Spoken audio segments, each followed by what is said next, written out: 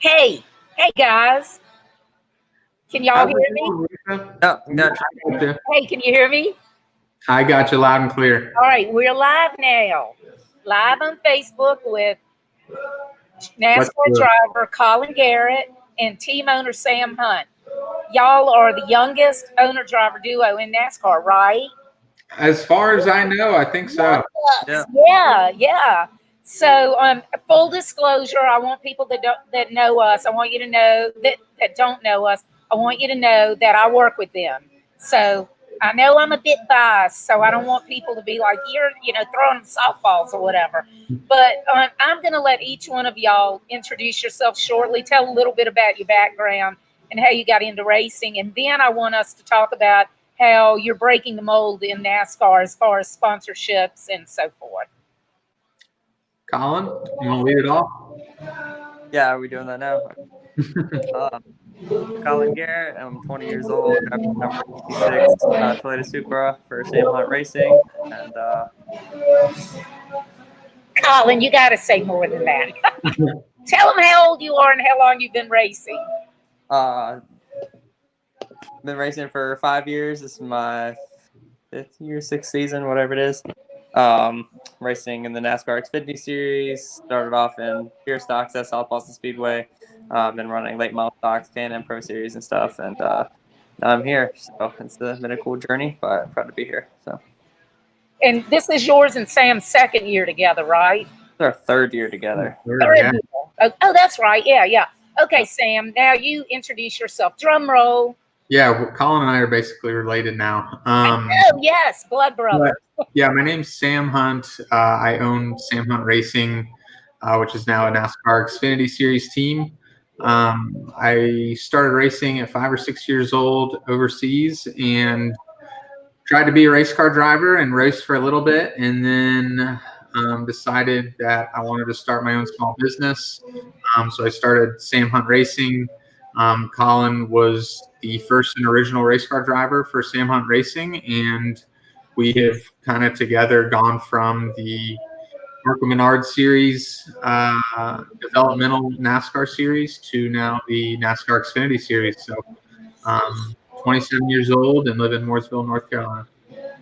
Yeah, and for people who are not NASCAR fans, the Xfinity Series is the next to the top level, just below the Cup Series. It's a big deal to be racing Xfinity.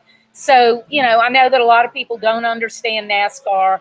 A lot of people also don't understand that owning a NASCAR team is a business and being a NASCAR driver is a business.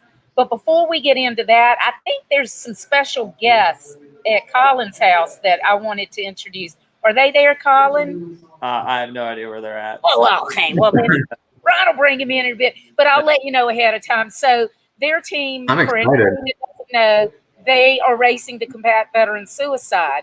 And part of the reason that it's so important to Colin is that both of his brothers are active duty Army.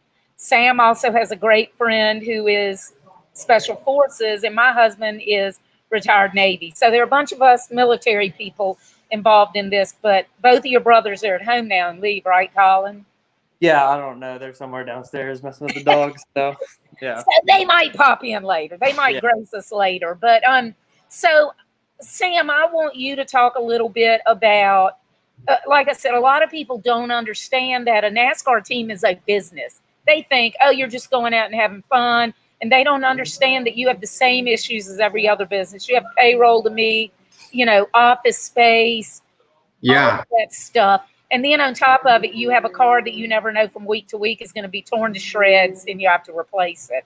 So, yeah, and you have a finance degree, right? I do from Yeah. VCU.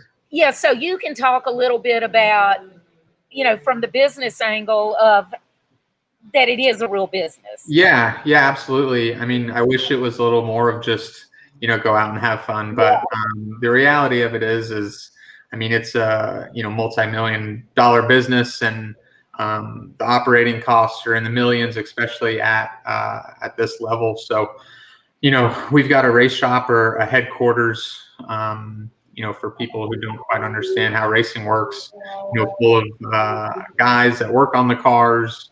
We've got marketing folks like yourself. We've got the drivers, the pit crew, We've got overhead just like any other business. So it's a stressful business. I've always enjoyed the competitive aspect of it, just like I have playing any other sport. It's not for the faint of heart, and it's a real grind. But at the same time, it's racing's been a passion of mine since I was 5 or 6 years old. Um, and tough as it can be, it's definitely maybe more enjoyable than sitting at a computer from 9 to 5 every day. So That's for sure.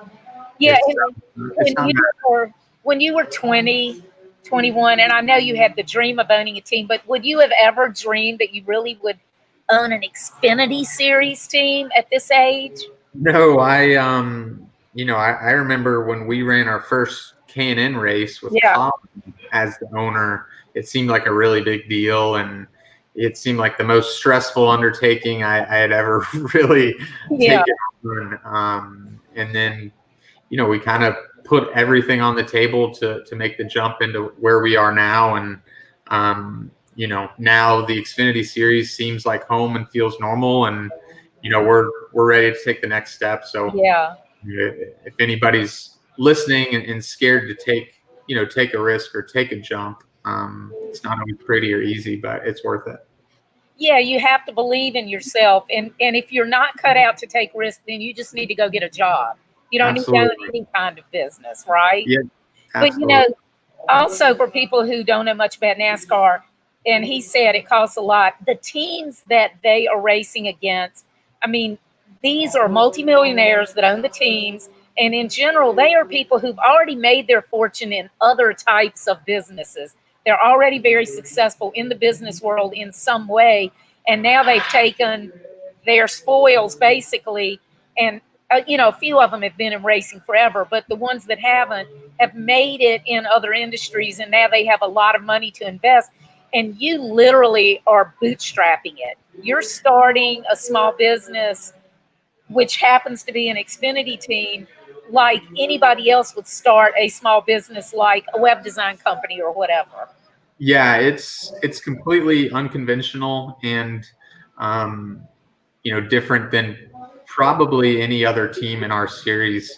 In a sense, it's tough because we didn't start out with a multi-million-dollar company to fund the team. It's really had to be a step-by-step, block-by-block building process. But at the same time, I think that's what makes it fairly unique. And me and Colin being younger and kind of the next generation of NASCAR having to move in here in the next 5 to 10 or 15 years. A lot of the teams and owners that we see in there now, they're not young. I don't want to call anybody old, but there's going to be a lot of changes and transitions in the sport, I believe, in the next 5 or 10 years. So I think it's just getting myself and Colin in a position to pounce on how everything changes and in the new era of NASCAR. That's Yeah, what y'all are we're going to be the ones with all the experience. Y'all are going to be the seasoned ones. exactly. Yeah, we're aging at twice the rate of a normal human being. Yeah. So, Colin, a lot of people don't think of a race car driver as being a business owner either. But you are. If you don't bring in sponsors, you don't bring in funding, you don't drive, right? Yeah. Yeah, So very you're much. out there. You have to think about your own personal brand. You have to think about marketing. And it's not just, you have both sides of marketing. You have B2B because you're looking for sponsors, companies that want to work with you. And then you have B2C because you need to develop your fan base. So you're sitting there working Right. all angles of it. And then at the same time, worrying about where the money's going to come from, where your next gig is, just like anybody else that owns a business. Yeah, for sure. I mean, it's definitely a pretty stressful thing. Right now, we don't know when our next race is going to be because of this. So, it's just a thing where we got to keep our head down and keep going forward. Yeah. Thing works out. So. Well, one of the things that I love is that, in my opinion, and y'all might disagree, especially Sam, you, because you have many more years in NASCAR, background than me, but to me, it seems like y'all are taking it back to the way it used to be. Back when NASCAR first started, and decades ago, that it was people might have had money, but they were building small teams and they were growing up and they were all bootstrapping it and they all were like in there fighting it out together.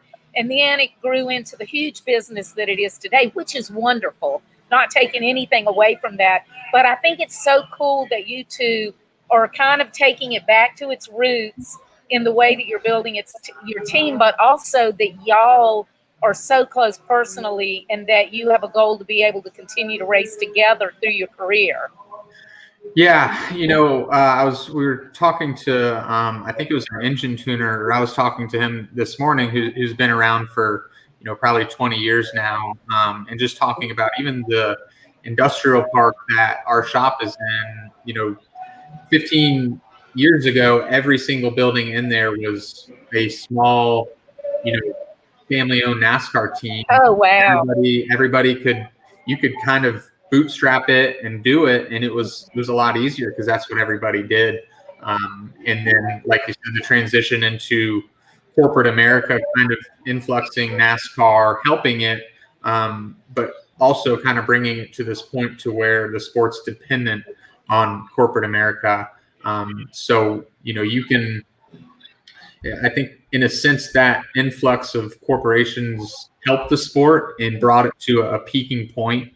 But now it's just become so dependent and hard for anybody that doesn't have that access or relationship to do it at this level. So we're definitely going against the grain, and there is a bit of old school mentality and how we're doing it. And obviously with Colin too, me and him have a brother-like relationship at this point, and it's not just I'm the owner and there's a driver, and it's just purely professional. Our relationship kind of goes past that, and we both want to see each other succeed on a personal level, not just in racing, because racing will come and go, but hopefully we'll both be able to live good lives through it and learn valuable lessons. Yeah, and I love that about y'all. I want to say you two have such a great work ethic. And I mean, I know people my age and older that don't have good work ethics anymore. So to me, it's been so refreshing to work with y'all. You have such a great work ethic. One thing that's important to me is that I, as a professional, never have to worry about, are they going to do something that's going to like embarrass me and make me look, make my business look bad working with you. And that's one of the things that has impressed me so much back when I first met y'all. So it makes me happy to work with y'all, but it also makes me know that when I talk to potential partners to come in and work with us, I can tell them these are guys who are going to make you proud. These are not guys that you're going to have to worry about when somebody sticks a mic in their face. What are they going to say that leaves the company running for cover? Yeah, I love when mics get stuck in Colin's face, because I just enjoy listening to him and his public speaking abilities. He's great, though, isn't he? He's so great. Yeah, and what people don't understand is everybody pretty much goes through these public speaking courses. I've worked with other drivers, and they're paying professionals to teach them how to speak, and Colin's never had that. And I love Colin, because you haven't even gotten out of the car. You're like trying to climb out of the car, and the mic's already in your face, but you're not, you're not, you know how to speak professionally. And that comes from the way that you're raised, and I'm not like trying to blow smoke or anything. It just makes me really proud to see how professional y'all are. We really appreciate it. Yeah. Well, so let's talk a little bit about how your business model is different. So again, for people that aren't familiar, typically they're corporate sponsors that pay mega bucks to have their logo in the car, and then they'll use the races for VIP events. They might use it for employee morale. They'll incorporate it in their marketing in some way. But we decided together that we wanted yours in some way to be for a bigger cause. And so we ended up getting partnered up with Racing for Heroes and start beginning to race to combat veteran suicide through them. So we're promoting Racing for Heroes free services, which are free mental and physical health services, motorsport therapy, and job placement and training. And then there's the Rosie Network, which provides entrepreneurship and training and mentoring. And then they also have the Rosie's List, which is kind of like Angie's List or something, but for people who want to find veteran-owned businesses and military spouse-owned businesses. So let's talk a bit about that, about how it's so different, and that we're not looking for traditional sponsors who basically. Now, don't be wrong. We would love for you to just give us money, but that's not what we want. That's not sustainable. We want business partners that we can provide an ROI to, a return on investment, right? Yeah. Yeah. Yeah, I think, Colin, I'll take the lead on this one, but I think NASCAR has a great platform, and it's untraditional to use the platform to start a program like we started, and to use it to kind of give back to veterans or businesses that wouldn't traditionally have the ability or the opportunity to be a part of NASCAR at a national level. It's near and dear to Colin's family, and to me. And I think one of my favorite parts about the whole program is it's something that everybody can kind of feel a part of, on a personal level, knowing they're not just helping Colin race, which is great, and obviously we want to be on the racetrack, but it's helping people in a worse place and that really need help. So I think the personal connection that the program brings is untraditional and makes it special. Yeah.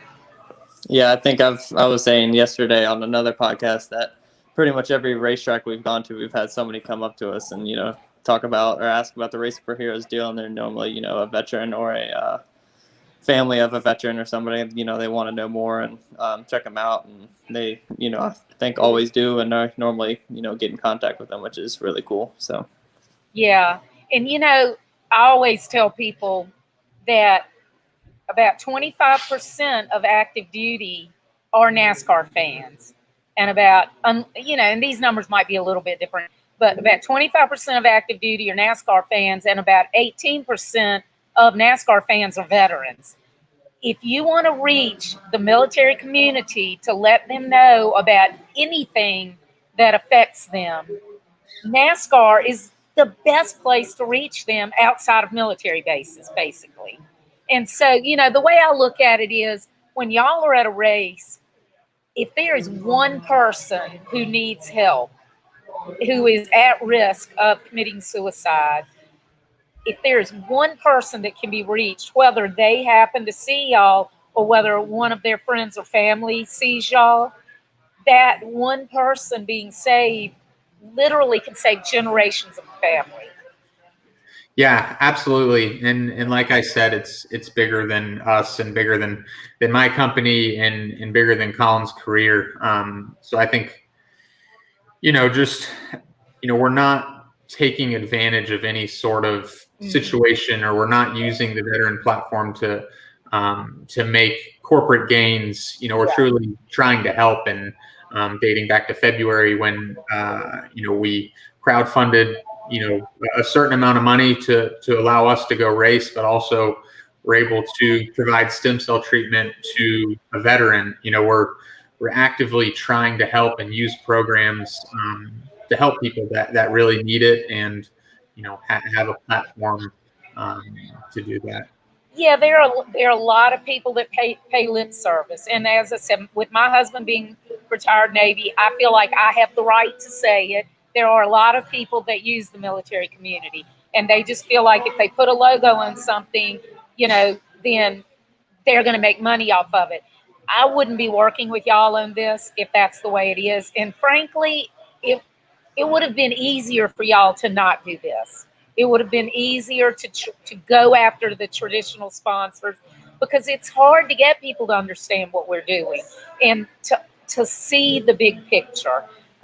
So I'm so proud of y'all that that y'all have that in you. And I also aside from the fact that my husband's a veteran, my grandfather killed himself when I was 5. I don't know if y'all even know that, but I he did killed not. himself. Yeah, he killed himself when I was 5, and my grandmother tried to 3 years later.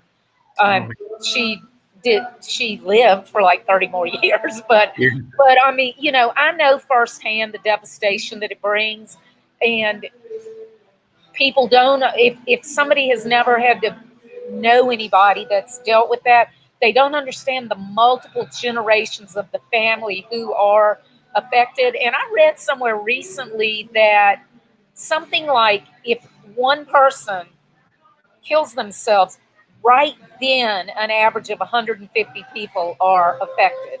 And I'm Yeah. not talking about future Yeah. generations. Right then, because you think about it, there's their family, there's their friends, there's their coworkers, there's the community they live in.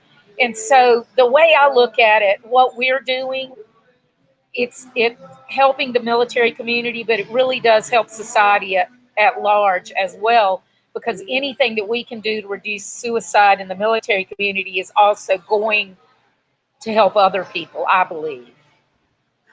Yeah, absolutely. I mean, you know, I think just out of respect for veterans, active duty, you know, my job, you know, is stressful and it's tough, but at the same time, you know, I'm not putting myself in the danger that our service members are, and you know, I try to keep, you know, a good mindset of the reason I'm able to start a business and have a team at 27 years old, and it's because generation before me have fought and died, and whether active duty or struggle to pass the service, you know, that's the reason I'm able to do this. And you know, I think if anything, I just, although I have no direct, you know, I didn't serve, you know, my family didn't serve. I've got very close friends in the special forces community. Um, it's just something I owe to them and to all the people that struggle to do something like that. Well, and you know, I remember when we last winter went up to the DC area and we met with Mike Evok and Stephanie Brown when the Rosie Network first started. First joined us, and we all met. Right. It made me so proud that one of the things that y'all brought up was that you wanted to make sure they didn't feel like you were just doing it for yourselves. That you Yeah, I want. mean, that was like the main thing Stephanie said I'm after we sorry, what? talked. That was like the main thing Stephanie said after we talked. Yeah.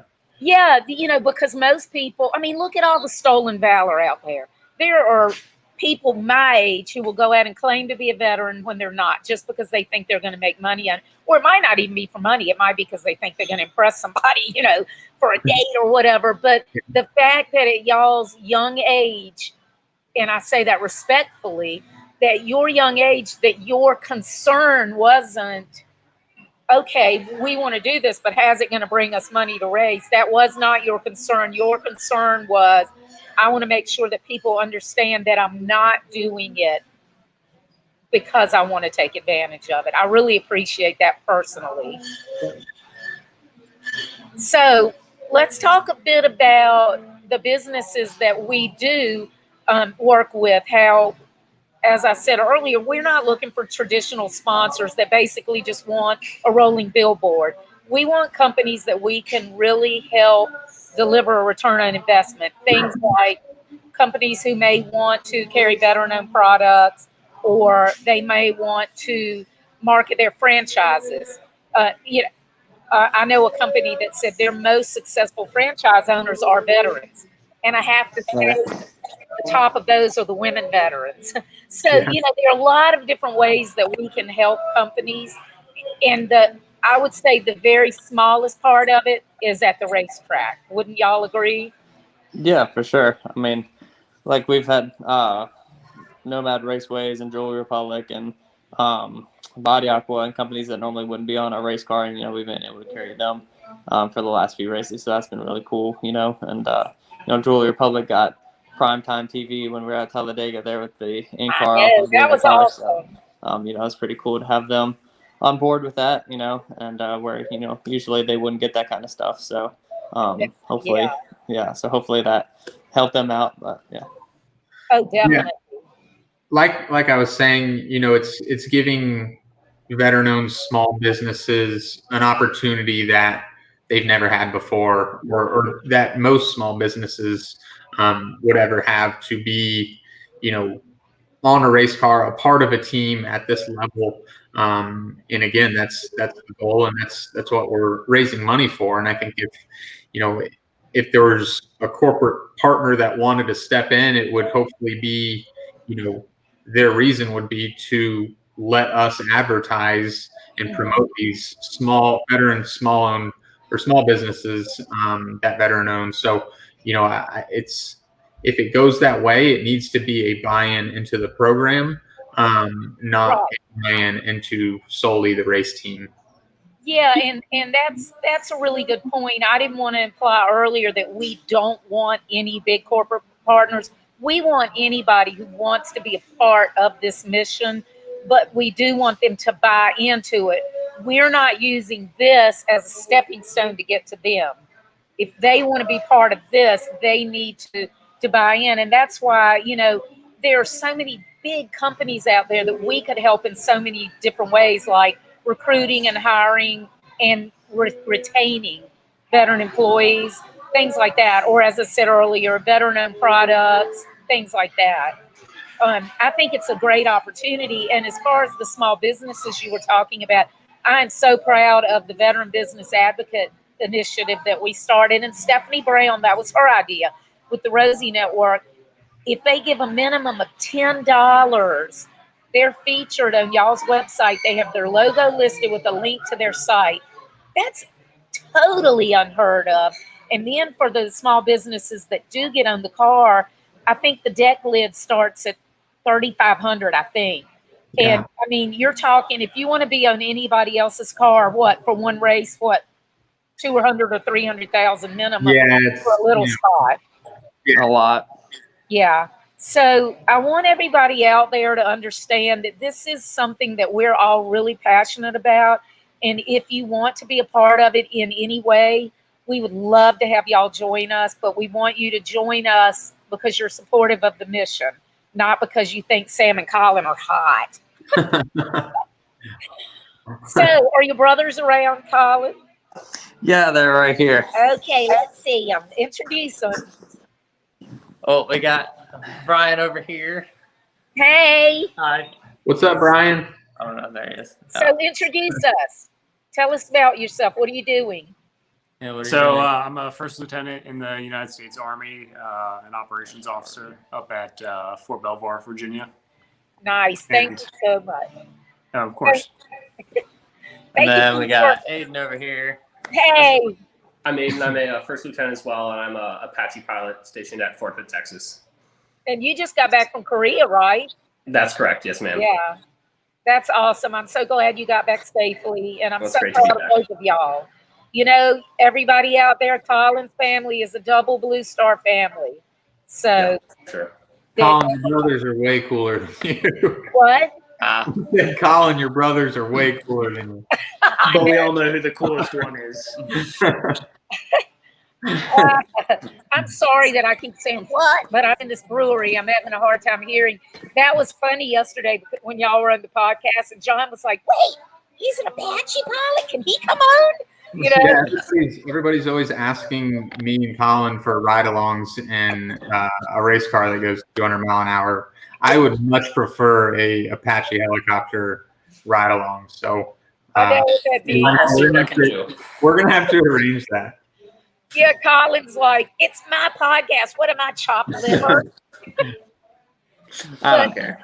But that talking about the helicopters, that brings up the point. Some of the things that we've been talking with recently, two big corporations who are interested in working with y'all, is doing things like Military Family Fun Days, where their company could sponsor events for either their own veteran employees and or the community and active duty families and so forth, and just have a big event where you guys come, you bring the show car, you're doing autographs. Racing for Heroes drivers come, the Rosie Network executive entrepreneurs come, and maybe Aiden could come with his Apache helicopter.